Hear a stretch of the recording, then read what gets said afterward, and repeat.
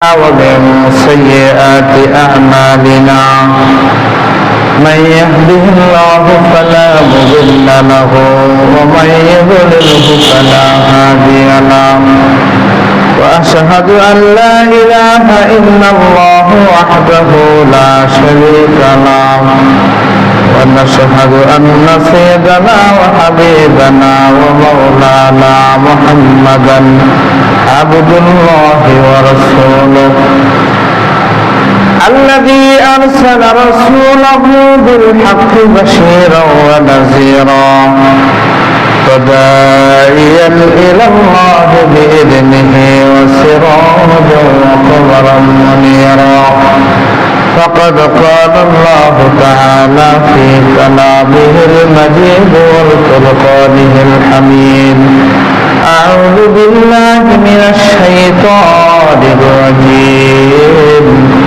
بسم الله الرحمن الرحيم قد أفلح المؤمنون الذين هم في صلاتهم خاشعون والذين هم عن اللغو معرضون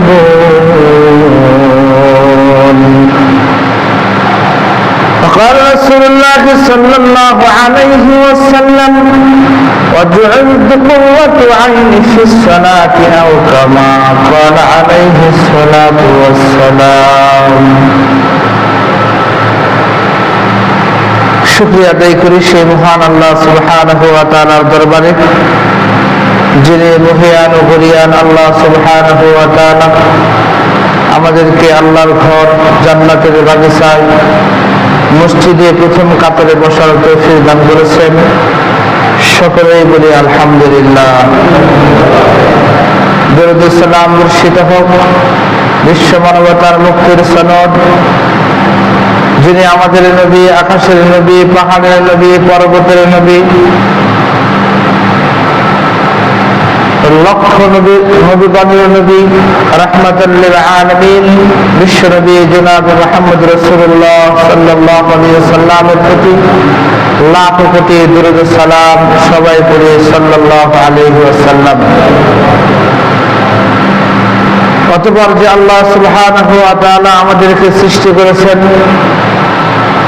সুন্দর আকৃতি দিয়ে, মেধা দিয়ে, সমস্ত গুণে গুণান্বিত করে যে আল্লাহ পাক আমাদেরকে সৃষ্টি করেছেন, সে আল্লাহ সুবহানাহু ওয়া তাআলার দরবারে আমরা শুকরিয়া জ্ঞাপন করি। সবাই বলি আলহামদুলিল্লাহ। সম্মানিত হাজিরিন, কোরআন থেকে আলোচনা হওয়ার পূর্বে আল্লাহ সুবহানাহু ওয়া তাআলা এই পৃথিবীতে মানুষ সৃষ্টি করে এই মানুষের মধ্যে প্রকারভেদ তৈরি করেছেন। প্রকারভেদ হচ্ছে এরকম যে আল্লাহ সুবহানাহু ওয়া তাআলা কাউকে হেদায়েত দিয়ে জান্নাতের উপযোগী করে আল্লাহ পাক কাউকে দুনিয়া থেকে বিদায় নিয়েছেন। আবার কিছু সংখ্যক মানুষকে আল্লাহ সুবহানাহু ওয়া তাআলা গাফেল বানিয়েছেন। কিছু সংখ্যক মানুষকে দিন থেকে আল্লাহ পাক দূরে সরিয়ে রাখছেন। পরিশেষে সর্বোপরি কথা হচ্ছে, পৃথিবীর সমস্ত মানুষ যদি একটা কথাই চিন্তা করত যে আমাকে কে সৃষ্টি করেছেন, আমাকে কেন সৃষ্টি করা হয়েছে, স্রষ্টার সৃষ্টি হিসেবে আমার কি করা উচিত, আমাকে কোন পথটা অবলম্বন করা উচিত, প্রতিনিয়ত মানুষের মধ্যে যদি এই চিন্তাটা থাকে, যে এই ধরনের চিন্তার মধ্যে নিমগ্ন থাকবে, আল্লাহ সুবহানাহু ওয়া তাআলা তাকে শুধু মুমিন করবেন না, আল্লাহ পাক তাকে ওলিয়ে কামিল বানিয়ে দিবেন। কিন্তু আমরা কি মানুষ হিসাবে আল্লাহ সুবহানাহু ওয়া তাআলাকে নিয়ে ভাবি, আমরা দিনকে নিয়ে ভাবি, আমরা দিনের কোনো কর্মকে নিয়ে ভাবি, আমরা কোনো কিছু কর্মকে দিনের কোনো কিছু নিয়েই ভাবি না। আমরা ভাবি আমরা দুনিয়ার কোন জায়গাতে আমাদের স্বার্থ হাসিল হবে, কোন জায়গাতে আমাদের লাভ হবে, কি করলে আমরা 10 টাকা উপার্জন করব, কি করলে আমরা দুনিয়াতে ভালো থাকব, কোন কাজ করলে দুনিয়াতে সবার কাছে ভালো থাকব। আমরা শুধু এই চিন্তা ভাবনা করার কারণে আমরা হচ্ছে নিকৃষ্ট জানোয়ারের চাইতেও আমরা নিকৃষ্ট হয়ে গেছি, শুধুমাত্র একমাত্র চিন্তা না করার কারণে। কেননা আল্লাহ সুবহানাহু ওয়া তাআলা বলেন, ওয়ালাকাদ জারানা লিজাহান্নামা কাসীরাম মিনাল জিন্নি ওয়াল ইনস।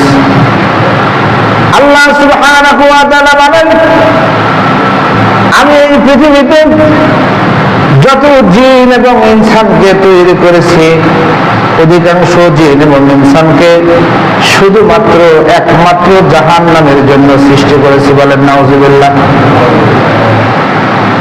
কিছু সংখ্যক মানুষকে আল্লাহ পাক জাহান্নামের জন্য উপযুক্ত করে তৈরি করেছেন। কেননা আল্লাহ পাক বলেছেন, লাহুম কুলুবুন লা ইয়াফকাহুনা বিহা, তাদেরকে আমি জ্ঞান দিয়েছি, এই জ্ঞানের সঠিক ব্যবহার তারা করে নাই। আল্লাহ পাক আমাদেরকে জ্ঞান দিয়েছেন না? আমরা এই জ্ঞান দ্বারা আমরা দুনিয়া বুঝতেছি, আমরা এই জ্ঞান দ্বারা আমাদের নিজের স্বার্থ সিদ্ধগুলো করতেছি, যা কিছু আমার উপকারে আসবে সব কিছু করতেছি। কিন্তু এই জ্ঞান দ্বারা আমি এই বিচার বিশ্লেষণ করতেছি না যে আল্লাহ সুবহানাহু ওয়া তাআলা তিনি হচ্ছেন রাহমাতুল লিল আলামিন, রহমানুর রহিম। তিনি কিয়ামতের দিন আমাকে জান্নাত দান করবেন, একমাত্র ক্ষমতা তারই হাতে, মালিক ইয়াউমিদ্দিন। এই চিন্তাটা আমরা করতেছি না। কি বলেন, ঠিক কিনা? যে কারণে আল্লাহ পাক বলছেন, আমি তাদেরকে জাহান্নামের জন্য এই জন্য সৃষ্টি করেছি যে তাদেরকে আমি জ্ঞান দিয়েছি, কিন্তু জ্ঞানের সঠিক ব্যবহার তারা করে না।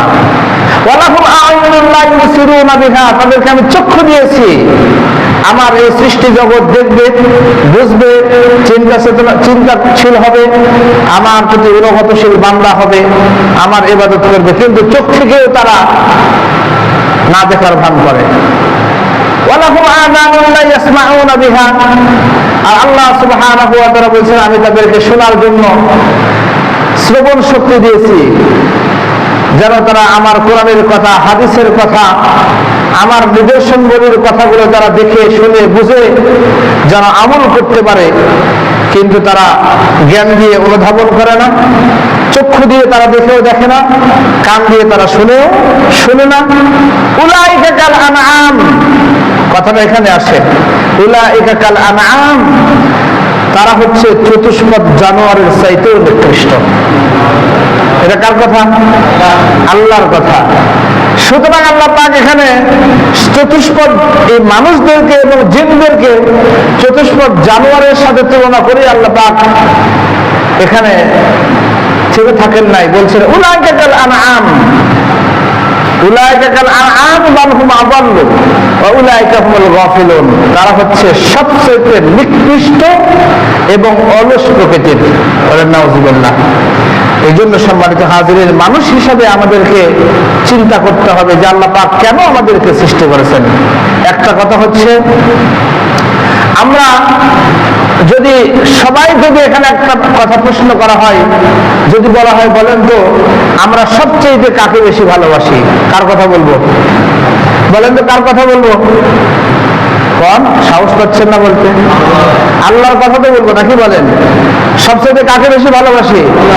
একজনের কথা তো বলবেন, আল্লাহকে ভালোবাসি নাকি? বলেন যাতে মুনাফিক সেও আল্লাহকে ভালোবাসে, যে মিথ্যাবাদী সেও আল্লাহকে ভালোবাসে, যে চগলখোর গীবতকারী সেও আল্লাহকে ভালোবাসে। কথা বলবে তো নাকি? বলেন। কিন্তু যখন হাইয়া আলাস সালাহ বলে ডাক দেওয়া হয়, তখন ভালোবাসার প্রকৃত রূপটা ফুটে ওঠে। ভালোবাসার প্রকৃত রূপ তখন ফুটে আসে, তুমি কোন মার্কা মুনাফিক মার্কা মুসলমান, তুমি কোন ধরনের মুনাফিক মার্কা মুসলমান যে তুমি আল্লাহকে বলতেছো ভালোবাসি, হাইয়া আলাস সালাহ বলে আল্লাহ ডাক দিতেছেন, হাইয়া আলাল ফালাহ বলে আল্লাহ পাক ডাক দিতেছেন, শোনার পরেও আমরা কি করতেছি? এটা ভালোবাসা না মুনাফিকি করা? বলেন, ভালোবাসা করা না মুনাফিকি করা? সুতরাং সমাজে মুনাফিক দ্বারা মানে মুনাফিক দ্বারা পরিপূর্ণ হয়ে গেছে। এরা কিন্তু আপনার সাথে আমার সাথে মুনাফিকি করছে না, এরা মুনাফিকি করছে স্বয়ং আল্লাহর সাথে। কথা বলেন না কেন? এরা কি আপনার সাথে আমার সাথে মুনাফিকি করছে? এরা স্বয়ং আল্লাহর সাথে মুনাফিকি করছে। সুতরাং ইন্নাল মুনাফিকিনা ফিদ দারকিল আসফালি মিনান নার, এদেরকে আল্লাহ পাক জাহান্নামের সর্বনিম্ন শ্রেণীতে তাদের অবস্থান হবে, সেখানে তারা অবস্থান করবে। সবচেয়ে একটা কাফের যেখানে থাকবে তার চাইতে নিচে থাকবে হচ্ছে মুনাফিকের দলেরা। আল্লাহ পাক যেন আমাদের সবাইকে মাফ করেন, সকলে বলে আমিন। সুতরাং আমরা সকলে মুমিন হতে চাই কিনা বলেন? আমরা সকলে আল্লাহর প্রিয় বান্দা হতে চাই কিনা? সবাই বলেন আমিন। আল্লাহ তুমি কবুল করুন। সুতরাং এই মুমিনদের গুণাবলী নিয়ে ধারাবাহিক আলোচনা হবে আজকে প্রথম দিন, সেটা হচ্ছে সূরাতুল মুমিন থেকে আলোচনাটি করা হবে। আল্লাহ পাক যেন আমাদের সবাইকে সঠিকভাবে শুনে আল্লাহ পাক যেন আমাদেরকে আমল করার তৌফিক দান করেন, সবাই বলে আমিন।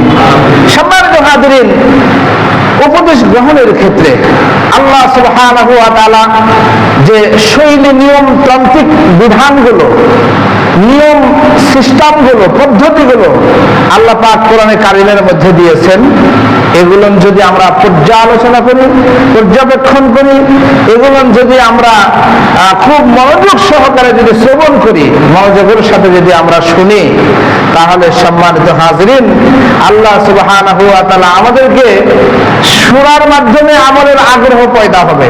কি বলেন? আমি যদি কোনোদিন না শুনি তাহলে কি আমলের আগ্রহ পয়দা হবে? অনেক সময় দেখা যায় যে আমরা মিডিয়াতে দেখি আফ্রিকার অনেক একটা গ্রামের সমস্ত মানুষই মুসলমান হয়ে গেছে, এরকম অনেক নিউজ আমরা কিন্তু পাই, এবং সত্যতাও আমরা দেখেছি যে মানুষদের হাতে ইন্টারন্যাশনাল ইসলামিক স্কলার যারা, তারা সেই দেশে এই দাওয়াত দেওয়ার মাধ্যমে গোটা গ্রামের মানুষ কি হয়ে যেতেছে? মুসলমান হয়ে যেতেছে। সুবহানাল্লাহ। এর কারণ কি জানেন?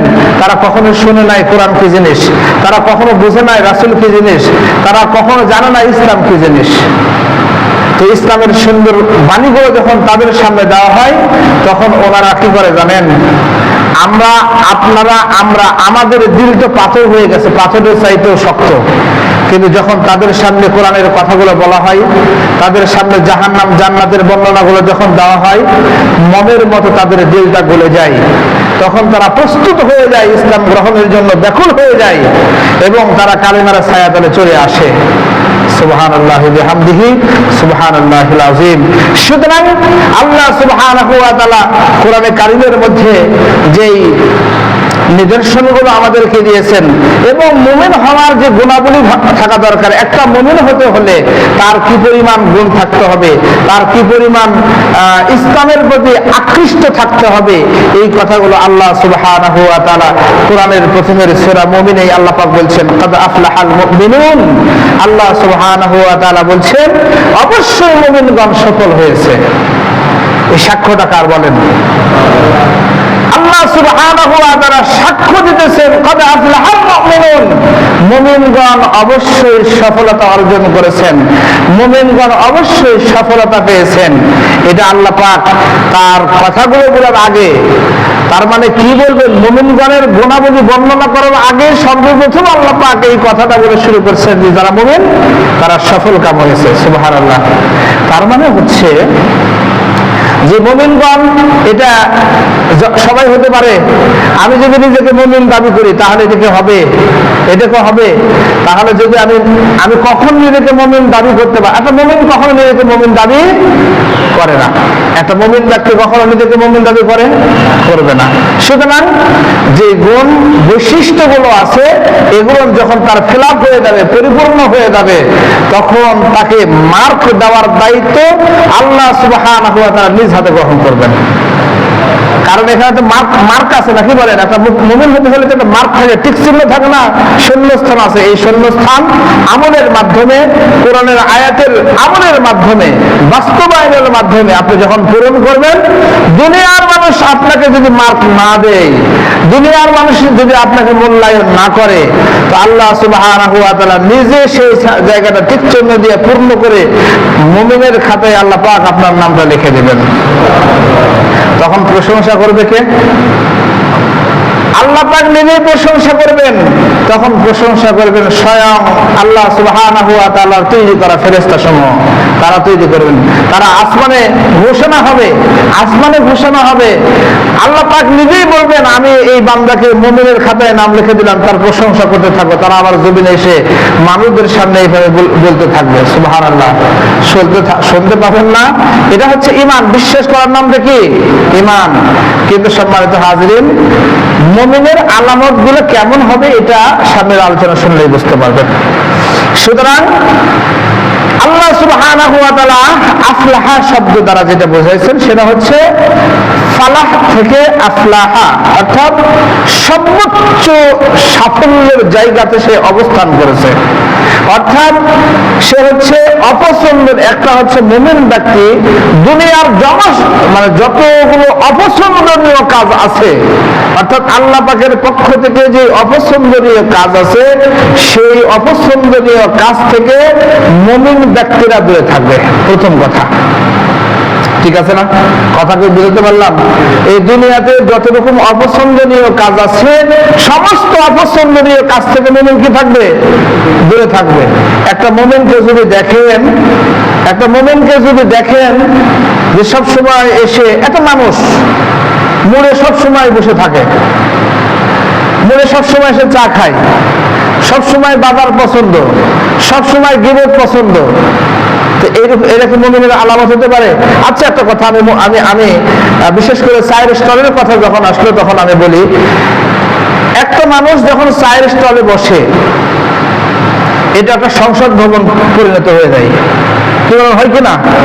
মানে দুনিয়ার যত রকম আলোচনা আর সমালোচনা সবকিছু ওখানে পাবেন।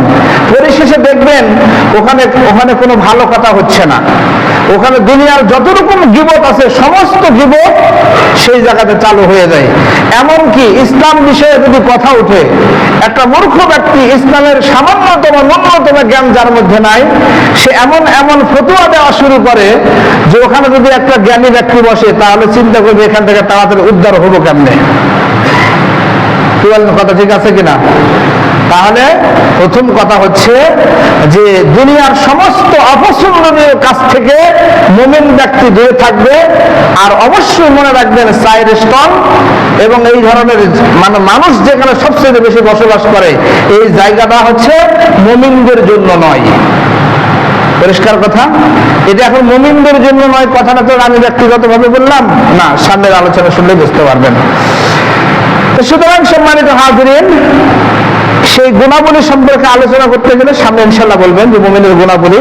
তো মুমিনরা সর্বপ্রথম যে কাজগুলো করবেন সেটা হচ্ছে আল্লাযীনা হুম ফি সালাতিহিম খাশিউন। কদ আফলাহাল মুমিনুন প্রথম আয়াত। আর দ্বিতীয় আয়াতে আল্লাহ পাক প্রথমে যে কথাটা বলছেন সেটা হচ্ছে নামাজ বিষয়ে।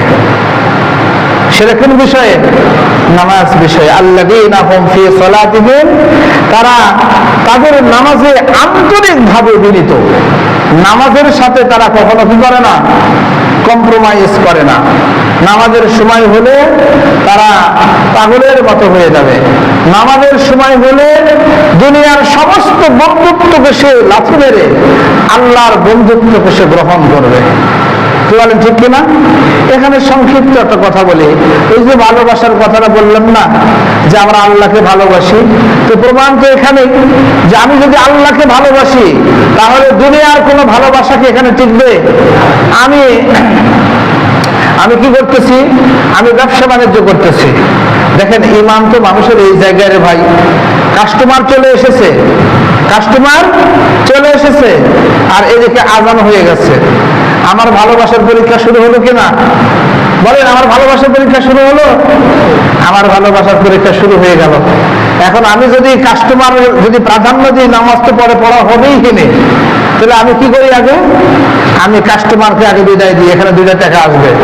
তাহলে আল্লাহর ভালোবাসার সাথে প্রতারণা করা হলো না? অর্থ সম্পদ হয়ে গেছে, আমি হজে গেলাম না, তাহলে কি আল্লাহর সাথে প্রতারণা হলো কিনা? আল্লাহ পাক আমাদের সবাইকে মাফ করুন, সবাই বলে আমিন। অর্থ সম্পদ হয়ে গেছে, যাকাত দিলাম না, আমি যাকাতের মহব্বত করলাম, আল্লাহর হুকুমের গোলামি করলাম না, তাহলে কি হলো? এটা বলেন, আল্লাহর সাথে প্রতারণা করা হলো কিনা? বলেন। তো আমরা মিথ্যা ভালোবাসাতে অভ্যস্ত। কিন্তু সম্মানিত হাজিরিন, প্রকৃত ভালোবাসা, প্রকৃত ভালো লাগা এবং প্রকৃতভাবে আল্লাহ সুবহানাহু ওয়া তাআলার মহব্বত দিলে ধারণ করার তৌফিক দান করুন, সবাই বলে আমিন। সুতরাং সম্মানিত হাজিরিন, যে ইমানের মুমিনের যে বৈশিষ্ট্য, সেটা হচ্ছে নামাজ তো তারা পড়বেই, এটা খুশু খুজুর সাথে পড়বে, খুশু খুজুর সাথে পড়বে। এখন আমাদের নামাজটা কেমন হয়? মানে একটা দায়িত্ব। নামাজ না পড়লে মানুষে কি বলবে, নামাজ না পড়লে কেমন হয়? মসজিদে আসলাম, আর একবারে যত সম্ভব চেষ্টা, মানে যত তাড়াতাড়ি নামাজ পড়লাম, রুকু সেজদা ঠিক নাই, নামাজের তাসবিহ তাহলিল ঠিক নাই, সবগুলো মনে করেন যে আমরা জলাঞ্জলি দিয়ে, মানে কয়েকটা ঢিপ দিয়ে আমরা চলে গেলাম। কিন্তু আমি আমার মুসল্লিদের মধ্যেও কিন্তু দেখেছি, আমি দেখছি যে নামাজ পড়ে, আমি 2 রাকাত নামাজ না পড়লে তার 4 রাকাত নামাজ শেষ হয়ে যায়। এদিকে আমার সাথে কি আপনি যদি নামাজ নিয়ে পাল্লা করেন, তাহলে মনে কিছু নিয়েন না, আমার সাথে জুড়ে পড়ার মধ্যে কোনো লোক আছে এখানে? মনে কিছু নিয়েন না। কিন্তু আল্লাহ পাক কি বলছেন? যে তোমরা যত তাড়াতাড়ি নামাজ পড়বে তত বেশি সওয়াব পাবে, এই কথা বলছেন। কি বলেন? রুকুতে সিজদার তাসবিহতে যদি 3 বারের জায়গায় 5 বার বলেন, 7 বার বলেন, তাহলে কি উত্তম না? 3 বার, 5 বার, 7 বার দরুদ শরীফ আস্তে আস্তে পড়তে হবে, তরতিলের সাথে পড়তে হবে। অথচ দেখি এত জোরে জোরে নামাজ পড়ে, রুকু সেজদা, মানে রুকু থেকে উঠে যদি আপনি কমপ্লিটলি যদি না বসেন, নামাজের খুশু খুশুটা নষ্ট হয়ে যায়, আপনার নামাজ হবে না। কারণ এটা ওয়াজিব। এক সেজদা দিয়ে আরেক সেজদার মাঝখানে, 2 সেজদার মাঝখানে আপনি একবারে সুন্দরভাবে বসতে হবে, মিনিমাম 1 তাসবিহ পরিমাণ আপনাকে বসতে হবে। এই জন্য তো আলহামদুলিল্লাহ এই দোয়াটা তো পড়ি, আল্লাহুম্মা গফিরলি ওয়ারহামনি ওয়াহদিনি ওয়াআফিনি ওয়ারযুকনি। আরো দোয়া আছে, পড়া নাকি বলেন? পড়লে পারা সুন্নাত আদায় হলো, দোয়াও হলো, মাঝখান থেকে আমাদের নামাজের ওয়াজিবটাও রক্ষা হয়ে গেল। রব্বানা লাকাল হামদ হামদান কাসীরান তাইয়িবান মুবারাকান ফি। সুবহানাল্লাহ। হাদিস সত্য, যদি কেউ এটা পড়ে তাহলে 30 জনের অধিক ফেরেশতা এসে আপনার এই সওয়াবটা বহন করে আল্লাহ সুবহানাহু ওয়া তাআলার কাছে নিয়ে যাবেন। তাহলে এটা ভালো আমল না? তার মানে কি, মানে আপনি যদি রুকু থেকে দাঁড়িয়ে এই তাসবিহটা যদি পড়েন, তাহলে আপনার খুশু খুশুটা ঠিক থাকলো। এখানে একটা দোয়া হয়ে গেল, রব্বানা লাকাল হামদ হামদান কাসীরান তাইয়িবান মুবারাকান ফি। এটা হচ্ছে আমাদের জন্য দোয়া। আল্লাহ পাক যেন এই সমস্ত ভাবে খুশু খুশুর সাথে আমল করার তৌফিক দান করেন, সবাই বলে আমিন। সুতরাং নামাজ পড়ার সময় অন্তরের স্থিরতা থাকতে হবে। নামাজ পড়ছি, আমার মন এদিক ওদিক যাবে, এটাই স্বাভাবিক। সাহাবীদের মাঝেও তো গিয়েছে, যারা সাহাবী ছিলেন তারাও নামাজে যখন দাঁড়াইতেন এরকম হয়েছে, আল্লাহর রাসূলের কাছে এসে বলছে, ইয়া রাসূলুল্লাহ, আমার নামাজ কি হয়েছে? আমি তো নামাজের সময় আমার মন অমুক জায়গায় ছিল, অমুক জায়গায় ছিল। রাসূল সাল্লাল্লাহু আলাইহি ওয়াসাল্লাম বলছেন, তাহলে কি তুমি তোমার মনকে স্থিরতা নিয়ে আসো না? হ্যাঁ, আমি নিয়ে এসেছি। রাসূল সাল্লাল্লাহু আলাইহি ওয়াসাল্লাম সাক্ষ্য দিলেন, তোমার এই নামাজটা শ্রেষ্ঠ নামাজ হয়েছে। সুবহানাল্লাহ। তার মানে হচ্ছে নামাজে মন মানুষের এদিক ওদিক যাবে, এটা সত্য, কিন্তু আপনি যদি সেই মনের সাথে জিহাদ করে আপনি যদি আপনার মনকে স্থির করাতে পারেন, তাহলে মনে হবে এটা একটা কমপ্লিটলি শক্তিশালী একটা নামাজ। সুবহানাল্লাহ। সুতরাং সম্মানিত হাজিরিন, আমার মন নামাজ থেকে ছুটে চলে গেল, আর আমিও মনের সাথে ঘোরাফেরা করছি, কখনো আকাশে, কখনো বাতাসে, কখনো সমুদ্রের মাঝখানে, কখনো বরে, কখনো ঘরে, কখনো বিভিন্ন জায়গায়, এইভাবে মনের সাথে চলাফেরা করছি। মন যেমনি চাচ্ছে সেমনি। ইমাম সাহেব শুধু খালি রুকু সেজদা দিচ্ছে, আমিও তার সাথে দিচ্ছি, মন নামাজে নাই। শেষ পর্যন্ত আসসালামু আলাইকুম, আসসালামু আলাইকুম, শেষ করলাম নামাজ। নামাজের মধ্যে কি কোনো ইয়ে হবে? এই নামাজ কি শক্তিশালী নামাজ? বলেন, এই নামাজ কি শক্তিশালী নামাজ? এই জন্য সম্মানিত হাজিরিন, শক্তিশালী নামাজ করতে হলে যেমন নামাজের খুশু-খুজুতা, আপনাকে খুশু-খুজু মানে একটা কথাই মনে রাখবেন, আমরা খুশু-খুজুতা আমরা আলেম ওলামাগণের মুখ থেকে শুনি, খুশু-খুজু হচ্ছে নামাজে একাগ্রতা সৃষ্টি করা, অন্তরের স্থিরতা রাখা, রুকু, সিজদা, তাসবিহ, তাহলিল সবগুলো ঠিকঠাক ভাবে পালন করা। ঠিক আছে না? এরপর হচ্ছে নামাজের খুশু-খুজু। এই জিনিসগুলো যেন আমরা পরিপূর্ণভাবে পালন করি, তাহলে আল্লাহ সুবহানাহু ওয়া তাআলা দেখবেন যে এই নামাজ শক্তিশালী নামাজ হবে এবং এই নামাজ কিয়ামতের দিন আমার জন্য সুপারিশ করে জান্নাতে নিয়ে যাবে। সুবহানাল্লাহ। সম্মানিত হাজিরিন, প্রশ্ন তো আসেই যাবে, আমরা তো নামাজই পড়ি না, কি বলেন? আমরা আবার খুশু-খুজুর হাদিস শুনে কি করব? সম্মানিত হাজিরিন, দুনিয়াটা চিরস্থায়ী না, ক্ষণস্থায়ী জিন্দেগিতে আমরা নিজেকে পরিবর্তন করার চেষ্টা করি এবং আমল করার চেষ্টা করি। আমরা নামাজের বিকল্প কিছু নাই। আউয়ালু মা ইউহাসাবু বিহিল আবদু ইয়াউমাল কিয়ামাতিস সালাহ। কিয়ামতের দিন সর্বপ্রথম যে হিসাবটা আল্লাহ পাক নেবেন সেটা হচ্ছে নামাজ। বলেন, এটা তো একবারে এটা তো পরীক্ষা, মনে করেন যে মানে প্রশ্ন করেছেন আবার উত্তর দিয়ে দিচ্ছেন। সুবহানাল্লাহ। এর সাথে সহজ আর কিছু আছে? আল্লাহ পাক প্রশ্ন করেছেন যে মনে করেন যে কিয়ামতের দিন সর্বপ্রথম তোমাদের কিসের হিসাব না হবে? বলেন, কিসের হিসাব না হবে? নামাজের হিসাব না হবে। যারা নামাজ পড়ে না তারা তো মুখটা বন্ধ করে আছেন, স্বাভাবিকভাবে থাকবে, কারণ শরম বলে তো একটা জিনিস আছে না? তো সম্মানিত হাজিরিন, কিয়ামতের দিন সর্বপ্রথম কিসের হিসাব আগে না হবে? নামাজের হিসাব না হবে। আরে ভাই, মুখটা খুলে যদি বলেন তো আল্লাহ পাক তো ঈমান দিয়ে আল্লাহ পাক নামাজ পড়ার যোগ্যতা তৈরি করে দিতে পারেন না? সত্যকে সত্য বলে তো স্বীকারটা পর্যন্ত করবেন, খাতাতে কিছু তো লিখবেন নাকি? বলেন, খাতাতে কিছু তো লেখা লাগবে। আপনি হ্যাঁ না বলে যদি লেখেন, এখন আপনি নকল করে পাস করেছেন না বাস্তবে আপনি না দেখে পাস করেছেন, এটা তো আর মাস্টারে দেখবে না, তাই কি না? বলেন, এই যে আজকে যদি আপনি নামাজের হিসাব হবেন, আপনি সাক্ষ্য তো দিলেন না, কি বলেন? এই সাক্ষ্য দেওয়ার কি ফায়দা আছে না? কি বলেন, সাক্ষ্য দেওয়ার ফায়দা আছে না? এটা তো ইমানের অঙ্গ, এটা তো ইমানের অংশ, বুঝেন না কেন? তো সুতরাং সম্মানিত হাজিরিন, যে আল্লাহ রাসূল সাল্লাল্লাহু আলাইহি ওয়াসাল্লাম কি বলেছেন দেখেন, যে বান্দা যখন আল্লাহ তাআলার বান্দার প্রতি সর্বক্ষণ দৃষ্টি দিয়ে থাকেন, বান্দা যখন নামাজে দাঁড়ায়, দেখেন আল্লাহ পাকের কত বড় কথা। রাসূলের হাদিস সাল্লাল্লাহু আলাইহি ওয়াসাল্লাম কি বলেছেন, যে মানুষ যখন নামাজে দাঁড়ায় তখন আল্লাহ সুবহানাহু ওয়া তাআলা, যখন সে নামাজে দাঁড়াইছে, নিয়ত করেছে, তখন আল্লাহ সুবহানাহু ওয়া তাআলা ওই বান্দার প্রতি স্পেশাল দৃষ্টি দিয়ে থাকেন, স্পেশাল নজর দিয়ে থাকেন। কিন্তু রাসূল সাল্লাল্লাহু আলাইহি ওয়াসাল্লাম বলছেন যে আল্লাহ পাক ওই বান্দার প্রতি ততক্ষণ দৃষ্টি নিক্ষেপণ করেন যতক্ষণ সে নামাজে আন্তরিকতার সাথে পড়ে, নামাজের মধ্যে খুশু-খুজুটা ঠিক রাখে, মনে এদিক ওদিক নেয় না, ততক্ষণ পর্যন্ত আল্লাহর নজর ওই বান্দার দিকে থাকে। সুবহানাল্লাহ। কিন্তু যখন বান্দার মনে এদিক ওদিক চলে যায়, তখন আল্লাহ পাক তার নজরটা হটায় দেন। আবার যখন নামাজের দিকে দেন, ওই আল্লাহ পাক আবার বান্দার দিকে নজর দিয়ে থাকেন। সুবহানাল্লাহ। তাহলে চিন্তা করছেন নামাজ কত বড় গুরুত্বপূর্ণ একটা জিনিস, নামাজ কত বড় গুরুত্বপূর্ণ একটা বিধান।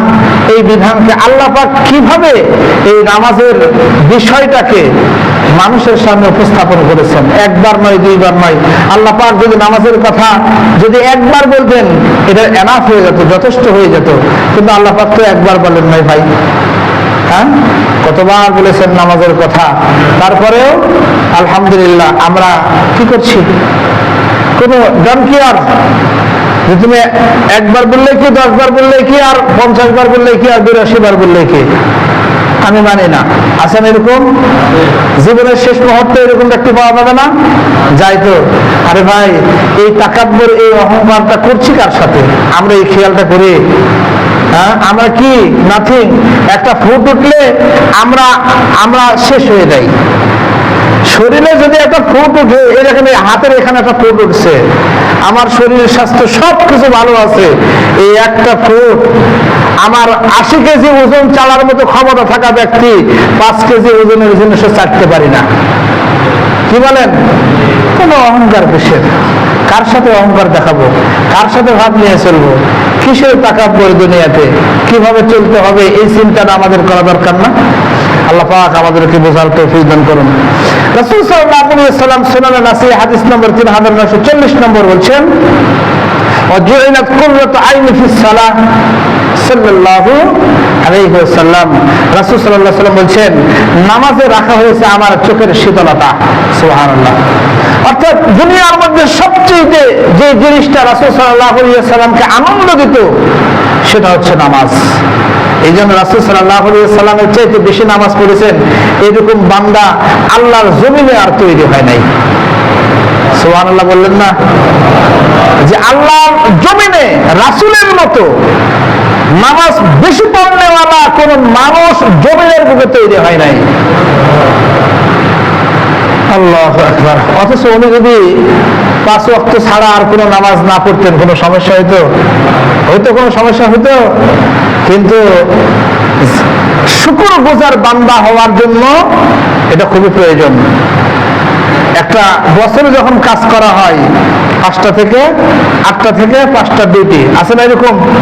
এখন যদি ধরেন যে 5:30 বেজে যাচ্ছে, কাজ শেষ হয় না, আপনি করতেছেন, বস খুশি হবে না বেজার হবে?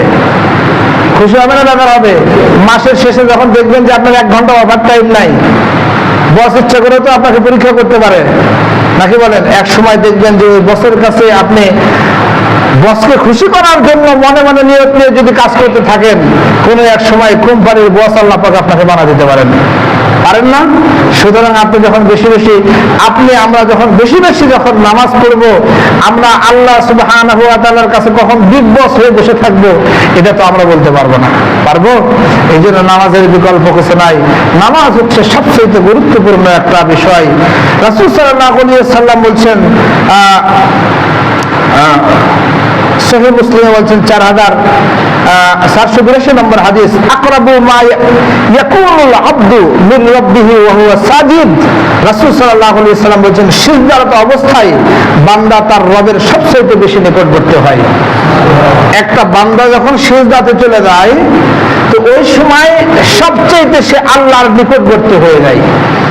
আচ্ছা, এখন একটা কথা বলি, কোন ওয়ার্কার, কোন কাজের লোক যখন বেশি বসের সামনে যেতে পারে, 1 দিন 2 দিন 3 দিন 5 দিন 7 দিন খুব নিকটে যখন যেতে পারে, এমন সময় আছে যে বসের সেই দৃষ্টির মধ্যে সে আছে। এমন সময় আছে যে এই ব্যক্তি বসকে যা বলে 1 দিন 2 দিন 3 দিন বললে বস সেটা কি করে? শুনে তো, নাকি বলেন? সুতরাং সাধারণ উদাহরণ দিচ্ছি রে ভাই, এটা আমাদের চলমান উদাহরণ। তো আল্লাহ পাক বলছেন যে আমি বান্দার সবচেয়ে নিকটবর্তী হয়ে যায় যখন সে সিজদায় যায়। তো সিজদায় গিয়ে যখন আমি আল্লাহর কাছে যখন বলবো, আল্লাহ আমার এটা দরকার, আমার এটা দরকার, আমার এটা দরকার, আমার এটা দরকার, আজকে কালকে পরশু বলতেছি, আল্লাহ পাক আমার কথা শুনবেন না? কি বলেন, শুনবেন না? কারণ আল্লাহ পাক তো শোনার জন্যই তো তৈরি হয়ে থাকেন, আমল গ্রহণ করার জন্য তো আল্লাহ পাক তৈরি হয়ে থাকেন। কিন্তু আমরা সিজদাতে কি চাই? তবে একটা কথা বলে রাখবেন, ফরজ, ওয়াজিব, সুন্নত নামাজে সিজদাতে শুধু খালি দোয়া যেটা আছে মাসনুন দোয়া সেটা আপনি বলবেন। আর নফল নামাজে আপনার যদি চাওয়ার প্রয়োজন হয়, আপনার তাহাজ্জুদ নামাজে চাওয়ার যদি প্রয়োজন হয়, তাহলে সিজদাতে গিয়ে চাইবেন। সীমাবদ্ধতা নাই, নামাজ পড়বেন 2 রাকাত, সমস্যা নাই। 2 রাকাত নামাজে 5 মিনিট সময়, 2 মিনিট সময়, কিন্তু 10 মিনিট সিজদায় পড়ে থেকে আল্লাহর কাছে কাঁদবেন। আল্লাহ পাক আজ অথবা কাল দোয়া কবুল করবেন, সবাই বলেন আমিন। সুতরাং সম্মানিত হাজিরের, যে আলোচনাগুলো করলাম এরা হচ্ছে মুমিনের গুণাবলী, ঠিক আছে না? যদি আমরা এইভাবে চলি তাহলে অনেকগুলি গুণাবলীর মধ্যে শুধুমাত্র একটা গুণাবলীর কথা বললাম, সেটা হচ্ছে যে নামাজের মাধ্যমে আল্লাহর সবচেয়ে নিকটবর্তী হতে পারে যে, তার নাম কি? মুমিন। তার নাম কি? মুমিন। মুমিন ব্যক্তিরা একমাত্র নামাজের মাধ্যমে আল্লাহর সবচেয়ে বেশি নিকটবর্তী হতে পারে। সুতরাং সম্মানিত হাজিরিন, আমরা যেন সবাই আল্লাহ সুবহানাহু ওয়া তাআলার নিকটবর্তী বান্দা হতে পারি, সবাই বলেন আমিন। তারপরে আছে ওয়াল্লাযীনা হুম ফি সালাতিহিম খাশিউন, যারা অহেতুক বিষয় ও কথাবার্তা থেকে বিরত থাকে। এই আয়াত সম্পর্কে আলোচনা করতে গেলে আমরা প্রতিনিয়ত যেভাবে চলাফেরা করি, মানুষকে নিয়ে সমালোচনা করি, কোন সময় যদি দেখেন যে এই সমালোচনাকারীর মধ্যে একজন মানে 5 ওয়াক্ত নামাজি ব্যক্তি বা এরকম কোন ব্যক্তি ওখানে আছে, তাহলে তাকে মনে করা যাবে না সে মুমিন ব্যক্তি। কারণ মুমিন ব্যক্তি সদা সর্বদা গীবত থেকে দূরে থাকবে, পর সমালোচনা থেকে দূরে থাকবে। তারপরে হচ্ছে দুনিয়ার যত রকম, এক কথাই বলি, যেমন আমরা যখন রাস্তার পাশে যদি কি থাকে, একটা ময়লা আবর্জনা থাকে, ময়লা আবর্জনা এই পরিমাণ আছে যে গন্ধে পরিপূর্ণ হয়ে যান, এরকম মানে একটা মনে করেন যে একটা ছাগল মরে আছে, গন্ধের চতুর্দিকে একবারে মানে ছয়লাভ হয়ে গেছে। এখন অতটুকু জায়গায় আমরা কিভাবে পার হবো? ওখানে কি আস্তে আস্তে আস্তে আস্তে পার হবো না দ্রুত পার হবো? কি বলেন? দ্রুত পার হবো। সুতরাং মুমিন বান্দারাও ঠিক ওইভাবে, যেখানে দেখবো হয়তো কথাবার্তা হচ্ছে, যেখানে দেখছে অনৈতিক কথাবার্তা হচ্ছে, অবৈধ কথাবার্তা হচ্ছে, ওই জায়গা থেকে মুমিন বান্দা খুব দ্রুত ওখান থেকে চলে যাবে। সরঞ্জামে জাহের জাহান্নাম গোয়াদ এ জাহের নিকো আদে কবদ কমরোয়াদ। এই সমস্ত নোংরা জায়গা থেকে মুমিন ব্যক্তি এত দূরে দূরে চলে যাবে, যেমন একটা তীর নিক্ষেপ করলে আপনার এই যে তীর যে পরিমাণ ছুটে, ঠিক ওই পরিমাণ দূরে যাওয়ার চেষ্টা করবে, দ্রুত গতিতে সেখান থেকে চলে যাওয়ার চেষ্টা করবে। সুতরাং সম্মানিত হাজরিন, তৃতীয় আয়াত সম্পর্কে ইনশাআল্লাহ সম্ভবত 11টা আয়াত আছে, 11টা আয়াত নিয়ে ইনশাআল্লাহ কথা বলবো। আল্লাহ পাক যেন আমাদের সবাইকে এই সমস্ত বিষয়গুলো হৃদয়ে ধারণ করে মুমিন হওয়ার গুণাবলী অর্জন করে আমল করে দুনিয়া থেকে বিদায় নেওয়ার তৌফিক আল্লাহ পাক যেন আমাদের দান করেন, সবাই বলে আমিন। সুতরাং আজকে বক্তব্য সংক্ষিপ্ত করছি। ভাই হয়তো বা নামাজের পরে কিছু বলবেন, আমাদের শ্রদ্ধেয় বড় ভাই, উনি কিছু বলবেন। তার আগে একটা কথা বলে নিই, সেটা হচ্ছে আমরা ঈদের পরে 2